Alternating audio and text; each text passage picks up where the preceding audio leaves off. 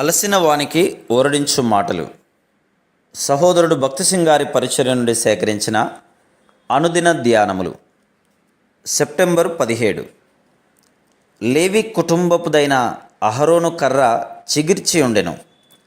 సంఖ్యాకాండము 17వ అధ్యాయము 18వ వచనం. దేవుడు ప్రతి విశ్వాసికి పునరుద్ధాన శక్తిని అందుబాటులో ఉంచెను. ఇది ఎంతో అద్భుతమైన తలంపు. కానీ మనలో చాలామంది ఈ సత్యమును అర్థం చేసుకోలేకపోతున్నారు. బైబిల్లోని కథలు లోతైన నిత్యమైన సత్యములు అర్థం చేసుకున్నటకే రాయబడినవి. ఆది నుండి దేవుడు ఈ అద్భుతమైన శక్తిని గురించిన సత్యమునే తన ప్రజలకు చూపించెను. సంఖ్యాకాండము 17వ అధ్యాయం మొదటి 3 వచనములలో సాదృశ్యముగా చెప్పబడింది. చిగిరించిన అహరోను కర్ర ద్వారా ఏ విధంగా ఆయన సేవకులు ఏర్పరచబడిరో మరియు ఆయన అనుగ్రహించు శక్తి ద్వారానే సేవించుచున్నారో, ఈ శక్తిని నమ్మిన ఎడల గొడ్డుబారిన మరియు ఫలించని జీవితములు కూడా దేవుని తాకిడి ద్వారా చిగిర్చి పువ్వులు పూసి బాదము పండ్లను ఇవ్వగలదని మనం కూడా నమ్మవలెను. దేవుడు తన పిల్లలందరూ కూడా ఇట్టి కర్ర వలె ఉండవలెనని కోరుచున్నాడు.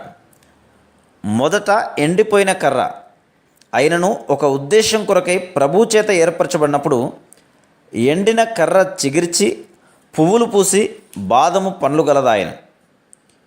ఈ దినమున నీవు కూడా ఎండిన కర్ర వలె ఉండవచ్చును.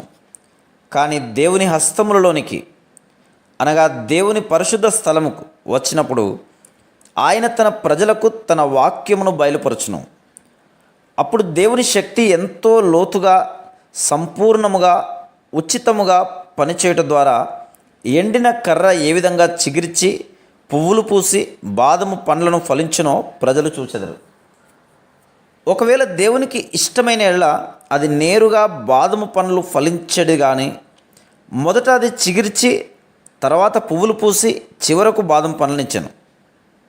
అది సామాన్యమైన ప్రకృతి సంబంధమైన విషయమే. అదేవిధంగా ప్రభు తన వాక్యమును నీలో ఫలింపజేయును. నీ విశ్వాసము, విధేయత అను ఫలముల ద్వారా అదే కర్ర గ్రామములు, నగరములు, పట్టణములలోనూ బాదం ఫలములు ఇచ్చేటిదిగా నుండును. మనం కూడా ఈ విధంగా ప్రార్థించవలను. ఓ ప్రభువా, ఓ దేవా, నన్ను కూడా అధికముగా ఫలములిచ్చు కర్రగా చేయుము. నా జీవితం ఎండిపోయినదైనను మరియు నిష్ఫలమైనదైనను, ఒకవేళ ఫలమునిచ్చినను అది మంచి ఫలం కాదు. ప్రభువా, నేటి నుండి నీ వాక్యము నా జీవితమును కూడా ఫలవంతముగా చేయునని విశ్వసించుచున్నాను. Praise the lord.